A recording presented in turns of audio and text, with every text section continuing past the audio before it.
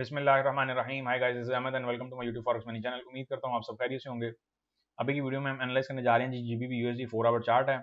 और इसके साथ साथ आप लोगों को कुछ अपडेट देता चलूँ जीबीपी के पॉइंट ऑफ व्यू से कि स्टिल जीबीपी यूएसडी भी जो है वो एक बियरिश रेले पकड़े हुए है। और जो जीबीपी है वो अपनी कोई स्ट्रेंथ इतनी शो नहीं कर रहा कि आप यूँ समझ लें कि कोई एक बुलिश मूवमेंट आ सके। अगर से इंटरेस्ट रेट जो है वो हर तरफ इंक्रीज हो रहे हैं, इन्फ्लेशन का प्रेशर जो है वो रिमेन हमारे सर पे है। और अपकमिंग मीटिंग में जो है वो 1.00% जो है वो यूएसडी का इंटरेस्ट रेट जो है वो एक्सपेक्ट किया जा रहा है। और इसकी कुछ वेव्स पहले भी मार्केट में एंटर हो सकती हैं। अभी जो मार्केटें जहाँ से रिबाउंड हुई हैं, मैं नहीं समझता कि कोई बहुत मज़ेदार रिबाउंड मार्केटों ने हमें दिया है। और मैं ये समझ रहा हूँ कि मार्केट्स हो सकता है यहाँ पे एक फर्दर जो है वो डिप लेने, एक आप यूँ समझ लें कि एक गहरी डिप लेने जा सकती हैं। जैसे कि मैंने ऑलरेडी पाउंड के हवाले से आप लोगों को बोला हुआ है कि 1.1650 का लेवल जो है वो हमारे लिए पाउंड के हवाले से बहुत इंपॉर्टेंट लेवल है। इस लेवल को भी अपने जेहन में रखें। 1.1750 का लेवल ऑलमोस्ट मार्केट ने टच कर लिया है। तो ये 100 पिप्स का जो डिस्टेंस है यहाँ पे, ये डिफरेंस है। आप यूँ समझ लें कि मार्केट हो सकता है कि बहुत सोना टर्म बेसिस पे इसको भी कवर कर जाए। अब हम चलते हैं अपने टेक्निकल स्ट्रक्चर की तरफ। टेक्निकल स्ट्रक्चर हमें क्या कह रहा है? टेक्निकल स्ट्रक्चर हमें कुछ इस बात की अक्कासी कर रहा है कि मार्केट जो है वो काफ़ी टाइम से एक अपना यूँ समझ लें कि बियरिश जो मोमेंटम है मेंटेन किए हुए हैं। ये मैंने आप लोगों के सामने एक ट्रेंड लाइन ड्रॉ किया है। मार्केट इस ट्रेंड लाइन को तो भरपूर फॉलो करती आ रही है। अब ओवरऑल अगर मैं बात करूं कि मार्केट का स्ट्रक्चर जो है वो कहाँ पे जाके खड़ा होता है, मार्केट क्या चाह रही है हमसे, यहाँ पे बेसिकली दो तीन सिनेरियोज बने हुए हैं ट्रेंड लाइन के पॉइंट ऑफ व्यू से। मार्केट आपको भरपूर तरीके से कंफ्यूज इस टाइम करने की तैयारी कर चुकी हुई है। इन दो ट्रेंड लाइनों को सबसे पहले तो आप अपनी जो फोकस है उसमें लें। अब इसके बाद जो मैं एक और चीज़ क्रिएट करना जा रहा हूँ उसको भी अपनी नज़र में ले लें। हमारे पास इन ट्रेंड लाइंस के अलावा भी, इन ट्रेंड लाइंस को अगर हम भूल जाते हैं थोड़ी देर के लिए, तो इन ट्रेंड लाइंस के अलावा भी हमारे पास एक बेरिश चैनल बना हुआ है। और ये इतना गंदा बेरिश चैनल बना हुआ है कि मैं समझ रहा हूँ कि अगर ये बेरिश चैनल परफॉर्म कर जाता है मजीद थोड़ा सा और, इसकी मैं मिसाल आपको कुछ ऐसे देता हूँ कि मार्केट यहाँ पे देखें कि मार्केट जो है वो यहाँ से कुछ ऐसे परफॉर्म करती आ रही है और रिजेक्शन, देन अगेन अगर मार्केट यहाँ से हमें कोई रिजेक्शन देती है, तो मैं ये समझता हूँ कि 1.1650 का लेवल और 1.1600 का लेवल हमारा नेक्स्ट टारगेट हो सकता है।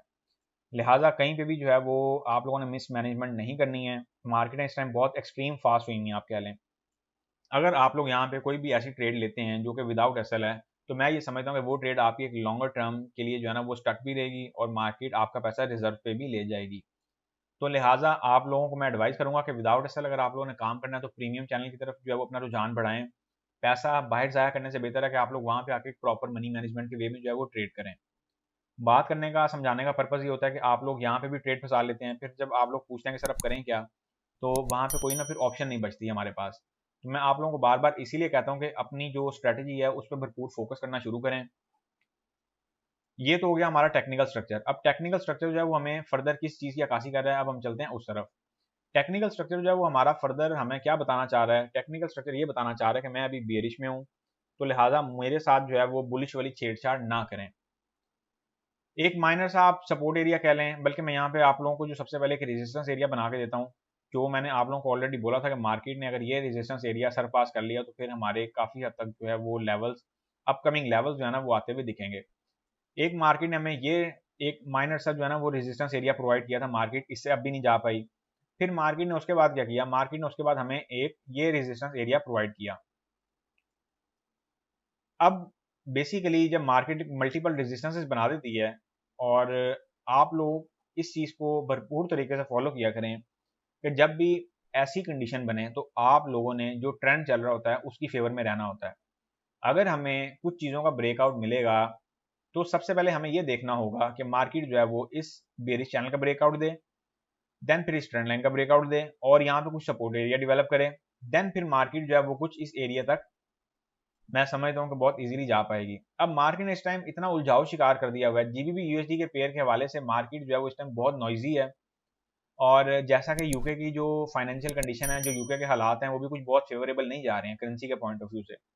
यही वजह है कि यूएसडी के अगेंस्ट जो है वो जीबीपी कंसिस्टेंटली जो है वो वीक हुई जा रहा है। अगर मैं बात करूँ इसकी वीकनेस की, तो मैं समझता हूँ कि ये चीज़ें बहुत पहले से प्लान हो गई हुई थी। अगर आप लोग एक प्रॉपर चार्ट रीडर हैं तो आप लोगों को इस चीज़ की बखूबी यूं समझ लें कि समझ होनी चाहिए कि मार्केट अब नेक्स्ट मूव क्या लेगी। और ये चीज़ें, ये जो मार्केट जिन लेवल्स पे अब आ रही है ना, ये लेवल्स बहुत पहले से तयन कर दिए गए हुए हैं। ये मैं आपको एक पिक्चर के बयान जाके बात बता रहा हूँ, ये बहुत आगे की मैं बात बता रहा हूँ और बहुत गहरी बात बता रहा हूँ। एक बिगिनर ट्रेडर को इस बात को समझने के लिए बहुत बहुत ज़्यादा दिमाग चाहिए, मैं ये समझता हूँ। तो लिहाजा आप लोग इस बात को बस अभी के लिए इतना ज़हन में रख लें कि मार्केट जो है वो एक प्लान कर चुकी हुई है कि मैंने इस लेवल पे जाना है और मार्केट फिर जाके रहती है। इसकी सबसे बड़ी एग्जांपल ये है हमारे पास कि पाउंड जो है वो एक अरसा दराज से एक बेरिश वे में चलता आ रहा है। जब पाउंड 1.3000 के लेवल पे था, मुझे बहुत से लोगों ने कहा कि जी यहाँ पे जो है वो पाउंड इस टाइम बाय जाएगा। मैं तब से पाउंड की सेलिंग में ही बैठा हूँ। और देखें उसके बाद हमें एक रेला देखने को मिला, फिर रेले से हमें एक बुलिश मूवमेंट मिली, तब भी बहुत सारे लोगों ने कहा कि नहीं जी अब जो है ना वो पाउंड बाय में जाएगा, लेकिन मैं तब भी उसकी बेरिश की फेवर में था। इवन के लास्ट टाइम जब मार्केट ने यहाँ पे एक कंसोलिडेशन करके ट्रेडर्स को ट्रैप किया, उसके बाद मार्केट ने क्या सलूक किया, अब आप लोग ये देख रहे हैं, ये वही पंप है जो यूरो यूएसडी में दिया गया। और अगर से मान लेते हैं कि एक बुलिश मूवमेंट थी, लेकिन मैं इसको एक जो है ना बुलिश पंप कंसीडर करता हूँ, और उसके बाद देखेंगे मार्केट जो है वो उस लेवल पे नहीं गई और फर्दर ड्रॉप की तरफ आ गई, तो ये सिनेरियो यूरो यूएसडी में भी हो सकता है। चार्ट आप लोगों को सब कुछ बता रहे होते हैं, अब समझना नहीं समझना ये आप लोगों पे डिपेंड करता है। अगर मैं अपकमिंग वीक के वाले से बात करूं तो मैं आप लोगों को जो जो तो थोड़े बहुत एडवांस लेवल ट्रेडर है ना, जो रिस्क लेना समझते हैं बेहतर है, मैं उनके लिए एडवाइस करूंगा कि वो लोग तो काम कर सकते हैं। जो बिगिनर्स है ना, मैं आप लोगों को एडवाइस करूंगा कि थोड़े अरसे के लिए इस पेड़ से जरा दूर हो जाएं।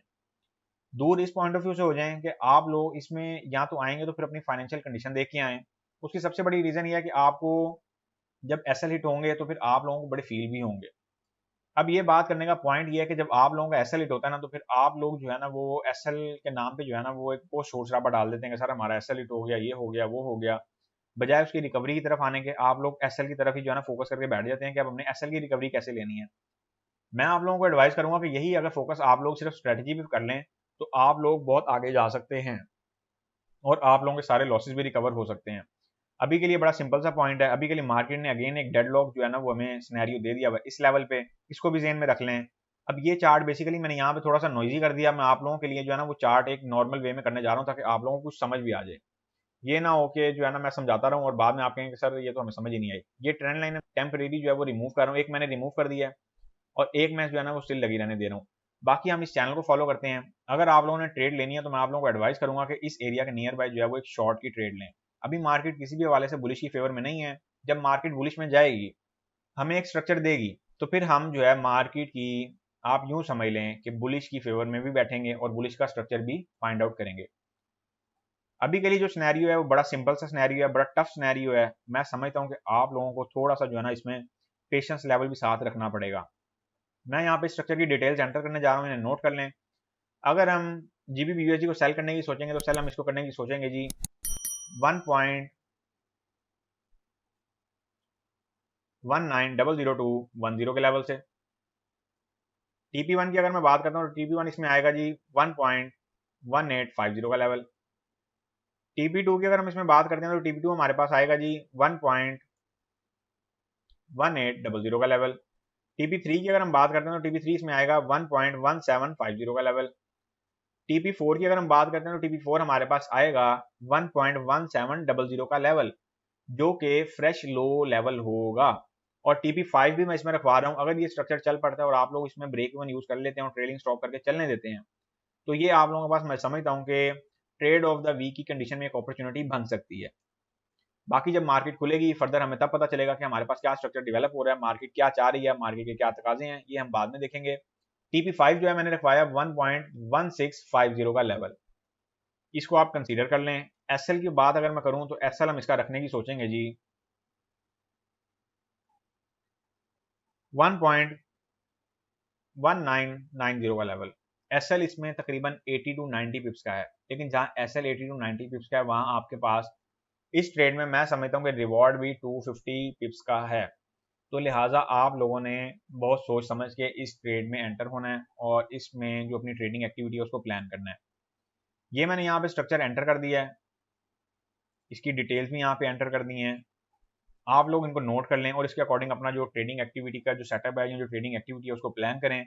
फाइनेंशियल कंडीशन को लाजमी ज़हन में रखिएगा, फाइनेंशियल कंडीशन को कहीं पे भी इग्नोर ना करिएगा। अगर आप लोग ये समझते हैं कि आप लोग विदाउट एसएल ट्रेड में एंटर हो जाएंगे और आप फ्लोटिंग बियर कर लेंगे, तो मैं समझूंगा कि ये एक बेवकूफ़ाना फैसला होगा। उसकी सबसे बड़ी रीज़न ये होगी कि मार्केट आपका सारा पैसा रिजर्व पे ले जाएगी और मार्केट बिजनेस करती रहेगी और आप सिर्फ शक्ल देखते रहेंगे जो आपका फंसा हुआ पैसा है उसकी। मेरी आप लोगों को एडवाइस है कि प्रीमियम चैनल की तरफ अपना रुझान करें। विदाउट एसेट ट्रेडर्स के लिए ये मैंने एक मखसूस स्पॉट बनाया है, एक स्पेशल स्पॉट बनाया है। जैसा कि हमें थर्सडे को यूएसडी सीएचएफ पे एक बहुत मजेदार एक्सपीरियंस भी हुआ, एक हमें एक पैनिक मूवमेंट भी देखने को मिली। ये मैं प्रीमियम चैनल की बात कर रहा हूँ, जहाँ पे हमने सेल में थे, फिर मार्केट बाय में गई, फिर हमने उसको कवर किया, फिर हमने उसमें से एडिशन प्रॉफिट टेकिंग की। हम जो है वो नो प्रॉफिट नो लॉस की रेशो में भी निकले, हम प्रॉफिट की रेशो में भी निकले। यहाँ से सीखने को भी हमें बहुत कुछ मिला। हम मार्केट से टाइमली एग्जिट भी हो गए, हमने अपना अकाउंट भी बचा लिया, अपना प्रॉफिट भी है वो सिक्योर कर लिया। बात बताने का पर्पस ये होता है कि खाली पीली अपना पैसा कहीं पे भी ना फंसाएं, आपका पैसा बहुत कीमती है। और बोरो मनी इसमें फॉरेक्स में ना लाएं, क्योंकि बोरो मनी जब आप फॉरेक्स में ले आते हैं तो वो आपके गले भी पड़ सकती है। सो गाइस, अब हम मिलेंगे नेक्स्ट वीडियो में, तब तक के लिए अपना ख्याल रखें, दुआ में याद रखें, मुझे दें इजाजत। अल्लाह हाफिज।